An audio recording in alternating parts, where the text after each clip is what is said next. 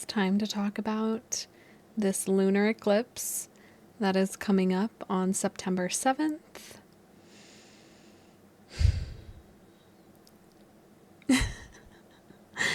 It's it's present, it's here, and I'll be honest, I've been procrastinating on talking about it. Not in a bad way, but that I am in the living experience of this as a Virgo rising and a lot of planets in Pisces.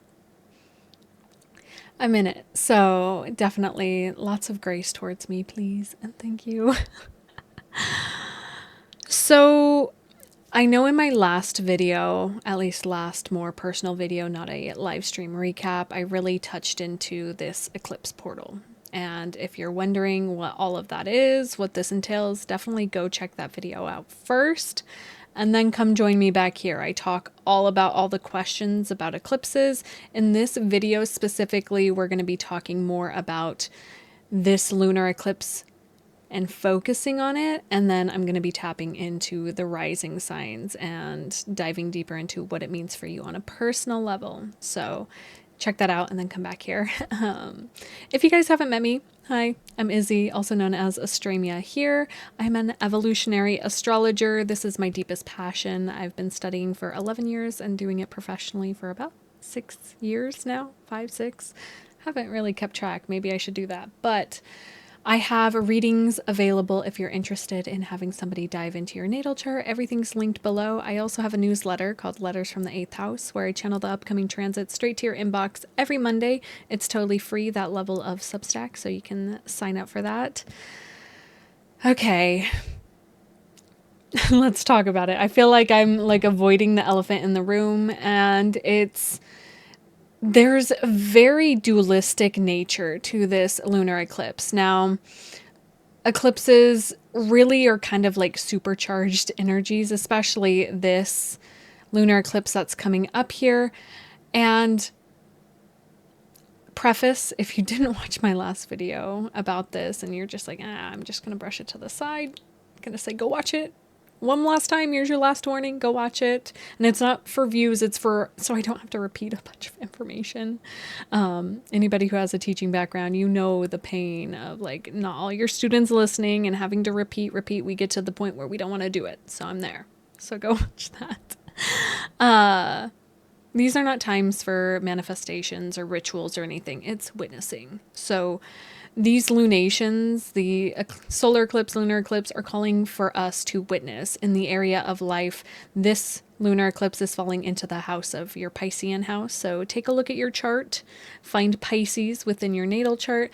That's going to be the illumination of this. But it's also bringing another flavor into it, which is sort of the if we think about a lunar eclipse and what it's doing actually, right? It's the Earth is coming between it. So if we think of Earth as a specific energy, it's this sort of 3D aspect. It's the world at large is covering and creating a shadow on the moon. So it's sort of these worldly experiences that we have. Ooh, and my brain just totally tingled. And this is a whole different way than I've ever actually articulated an eclipse. So this is coming from elsewhere. This is just straight off the dome. It's bringing this sort of shadow of humanity to our subconscious and those sort of programmings. Our moon sign is our unconscious reactive habit patterns. Thank you to the Awareness Institute when I was 16 for really ingraining that into my mind. So we're going to dive into this one specifically and the lessons of Pisces and what's coming up. And you're going to have patience with me because Pisces is very hard to articulate. It's that Neptunian energy. It is not something that is articulated. It is something that's felt. Okay? Felt. So I have notes to the side. I have the chart off to the side. I'm looking at it. So this lunar eclipse is happening at 15 degrees. Now it's not a total eclipse. It's off a couple degrees from the actual nodal axis, which is at 18 degrees when we're looking at this. If you're like, what the heck am I talking about? Go watch my other video. I'm just going to keep plugging it. And just more because I don't want to repeat myself. So That means the moon is in Pisces, the sun is in Virgo. We have Mercury pretty close to the sun in Virgo at the time of this happening, so some communication aspects. I'm like hearing the birds outside scratching at my house. So this is culmination, revelations, endings, and I've kind of been coining this eclipse season as the dissolving of illusions, the collapse of illusions, the collapse of false narratives, right? This is falling in Pisces, like I said, at the second decan, which is ruled by Jupiter, and that's a whole nother conversation topic that we're going to jump into. But it's also linked to the Nine of Cups. If you're familiar with tarot, we'll dive into that. So from just not talking about my notes, just straight connecting to those of you who are watching, this has such a very interesting flavor because Saturn just went retrograde back into Pisces a couple days prior. It happened on Monday, the 1st, and it really is pulling us back into these spiritual lessons around spiritual discernment, around really honing into our beliefs. And Saturn is a malefic planet. It has this sort of edge to it. And then there's the other side of this lunar eclipse where it's ruled by Jupiter in the second decan, which is a benefic planet, which brings in this lightness. But it's very much so like, I heard like, can two things be true at once? You know, it's like a double, like it's a coin. There's two sides to the coin. Both are true. One's head, one's tails. Like, but they are both one coin.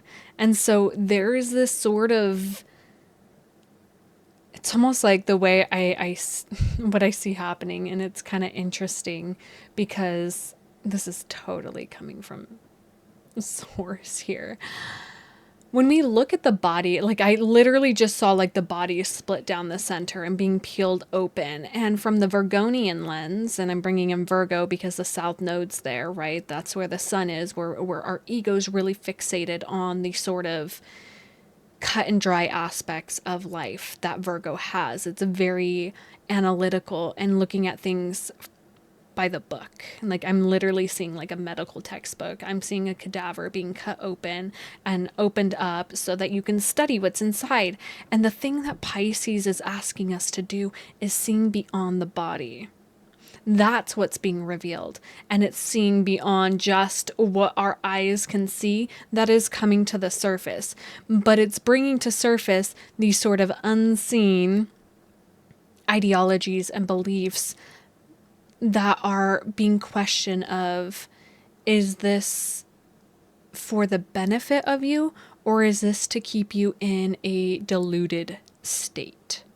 That's what's coming up. So there's a lot of energy, and I've seen so many TikToks, so many YouTube videos of all of us astrologers here trying to tell you about this eclipse, but it is deeply personal. And it's also one of those things where we can't really tell you specifically what's going to happen or like what is surfacing. This is a deeply personal experience. I can just kind of talk into the tone and the energetic of this.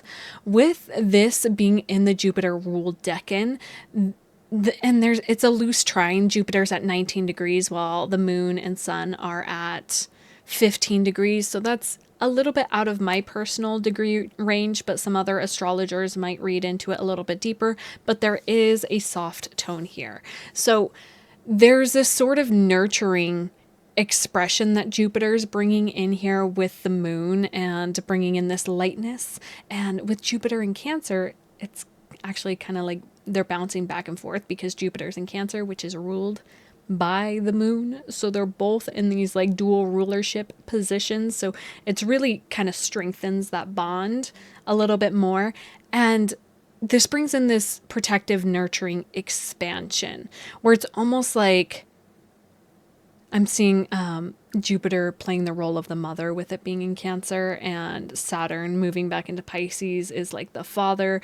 And it's like, you are the child, the moon sort of experience that's happening here, where there's these sort of expressions of the need for discipline, and they're both in water signs. So bear with me as I kind of paint this picture for you. They're both in water signs. And so there is this emotional capacity here, but Saturn in Pisces is really asking for spiritual discipline, and is like laying down the law and like cutting away things that aren't true. Whereas this Jupiter in Cancer can kind of have this sort of like, oh, it's okay, everything's going to be okay. But as the moon in Pisces, you're like, there's this need of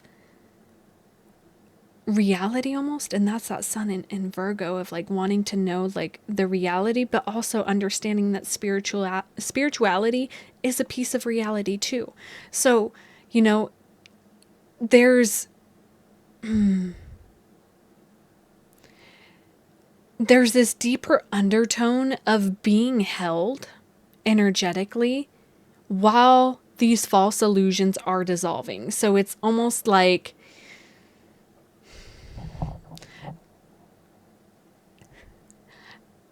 it's very interesting because I'm very deeply embodied in this state, so I'm trying to find some words that resonate with it. And so you can see me in these pauses, and I'm not going to edit this video very much because I'm feeling really deeply in the flow of the conversation of this transit.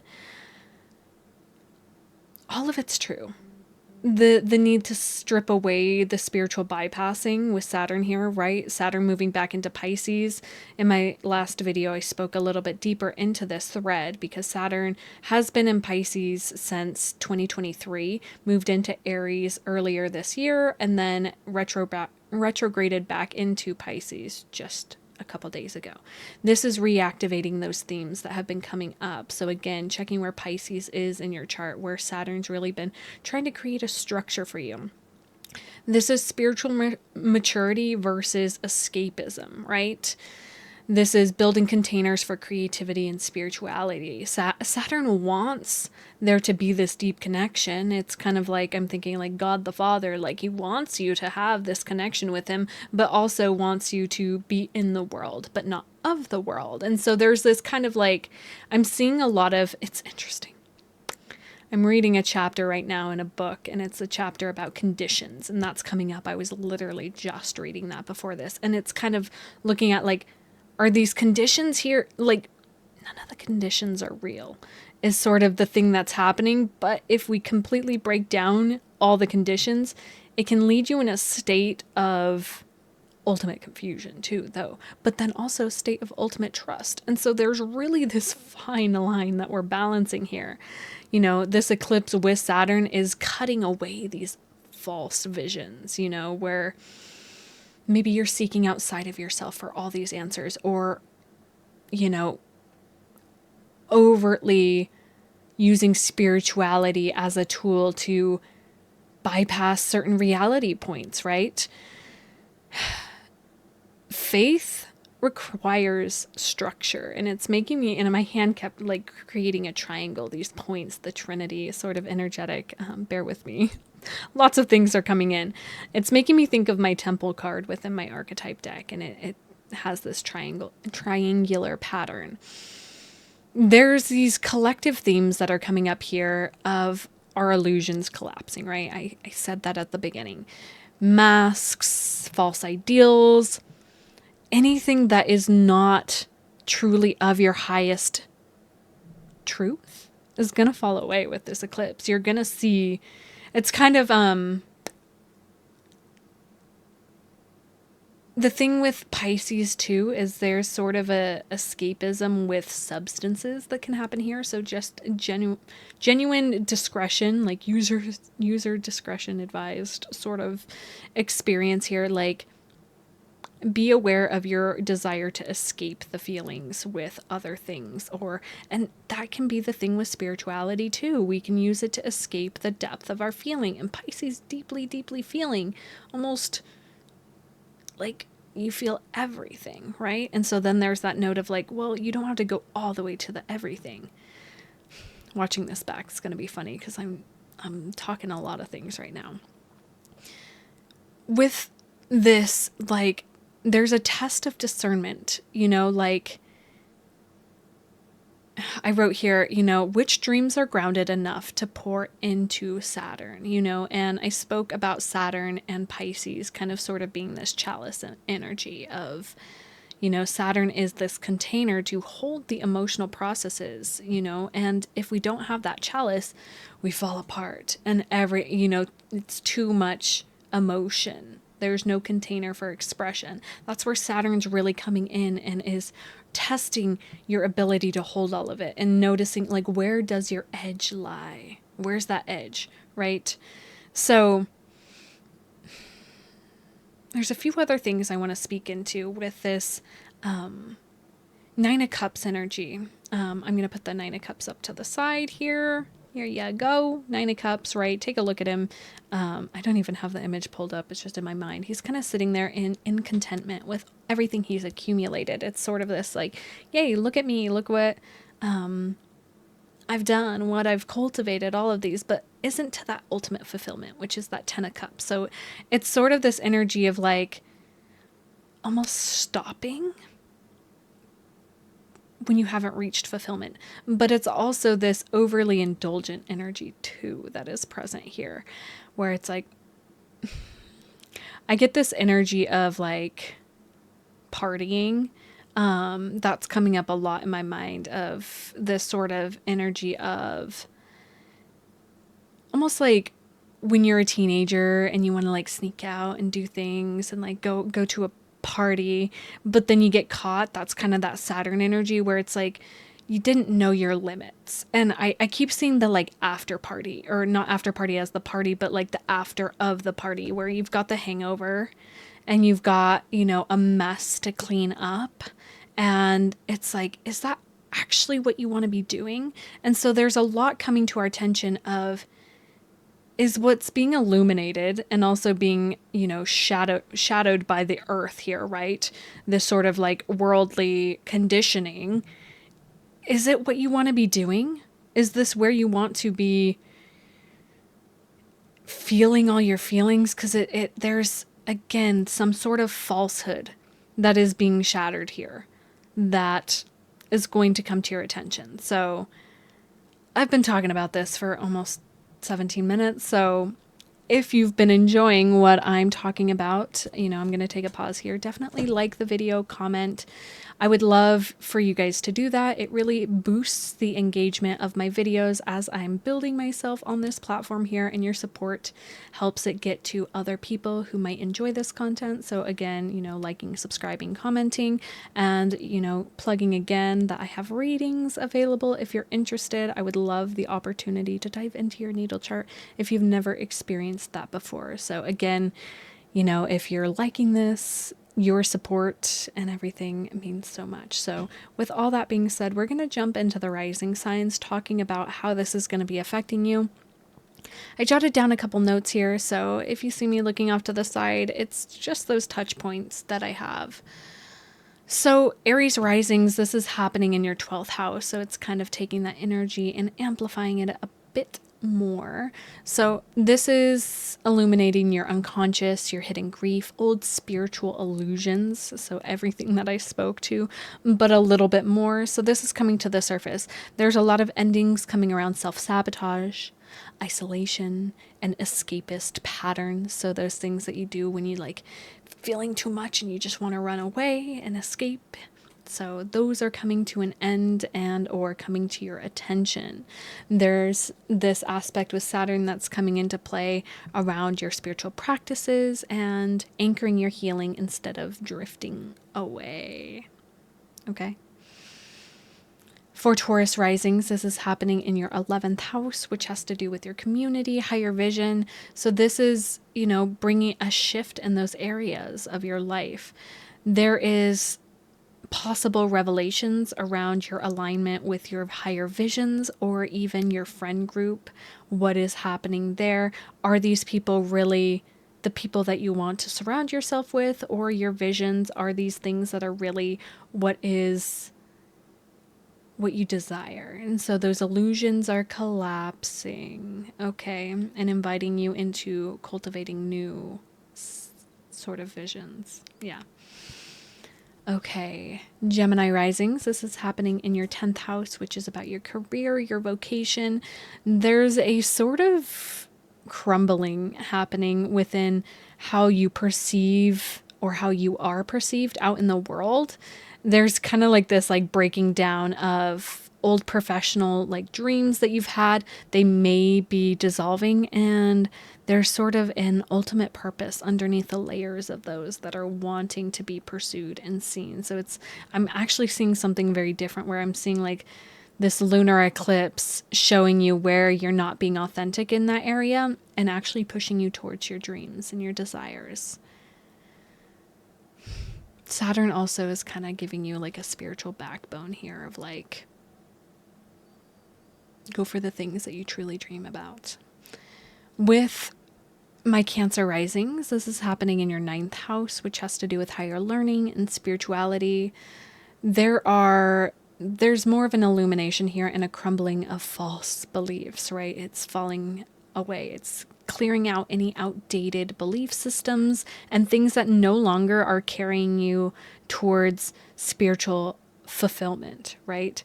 Saturn is pushing you to take responsibility for your spiritual path and your study and your devotion. So I see like redevoting yourself to a specific practice, whether that's like meditation or prayer, whatever that looks like for you.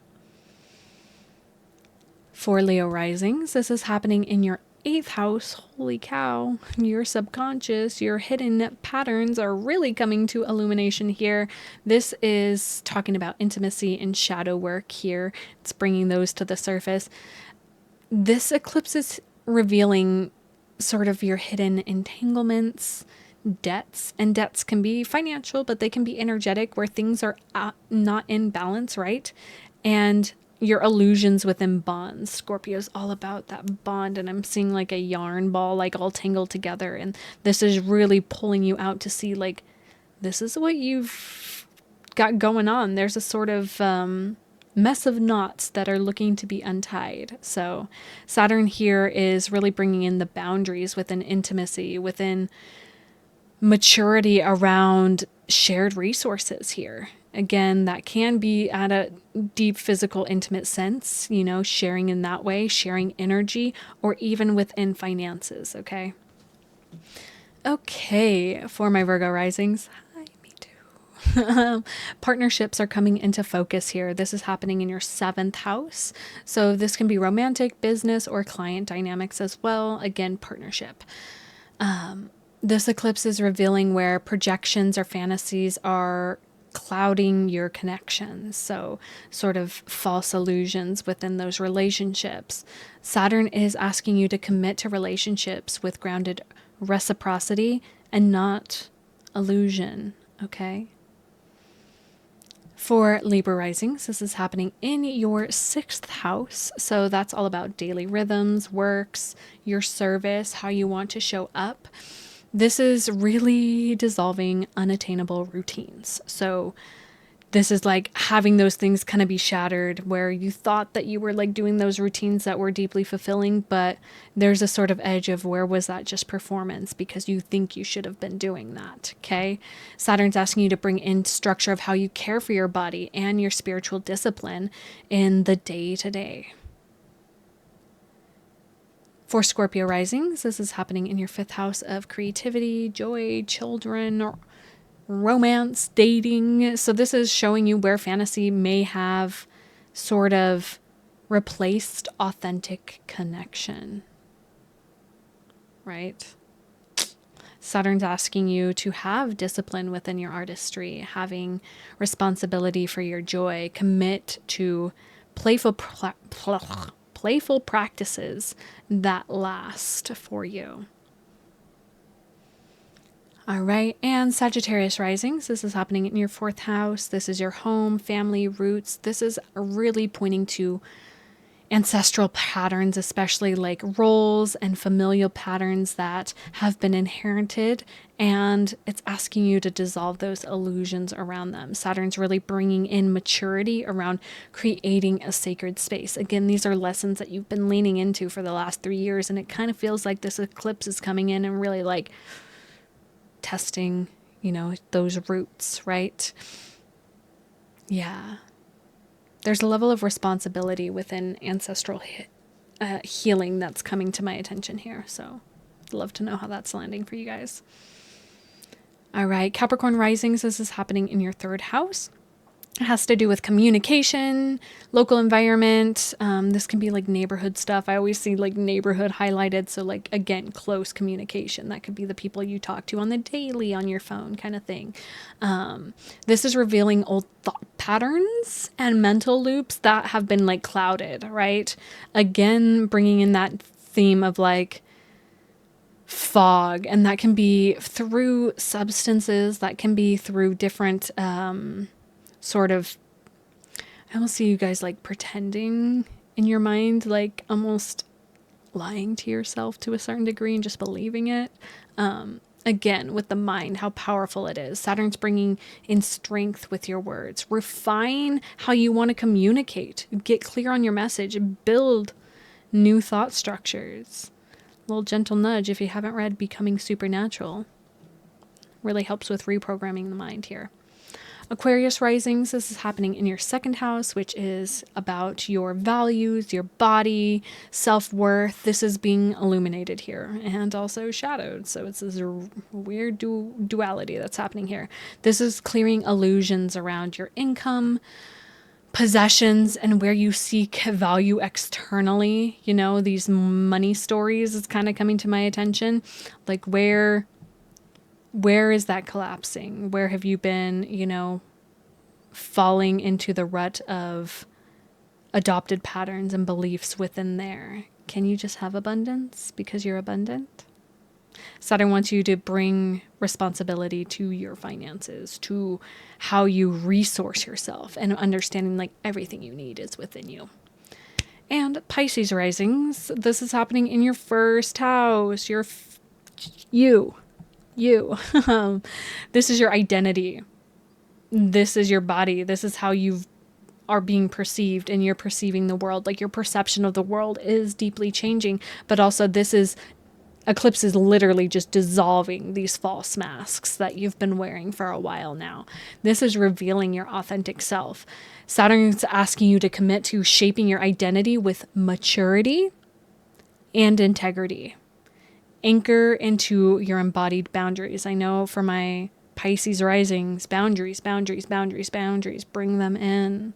Solidify them. You're worthy of having those boundaries, because when you have boundaries, you actually see who truly respects you. If people don't like your boundaries, it's because they don't respect you. Okay? That was a little gentle message for somebody specific that I know is a Pisces Rising. Boundaries. All right, I'm going to leave that here. If you're here at the end of the video, thank you so much for watching, liking, subscribing, commenting, hitting the bell, all the things. It's really hot in here. It's 97 degrees out, and I turned my AC off for you guys so you didn't get any feedback. So sign up to my newsletter, Letters from the 8th House, so you can be guided through the week ahead using astrology. I'm going to be sending out a very specific lunar eclipse email, so definitely sign up if you're not yet. And I'm going to leave you there. I love you guys so much. Bye.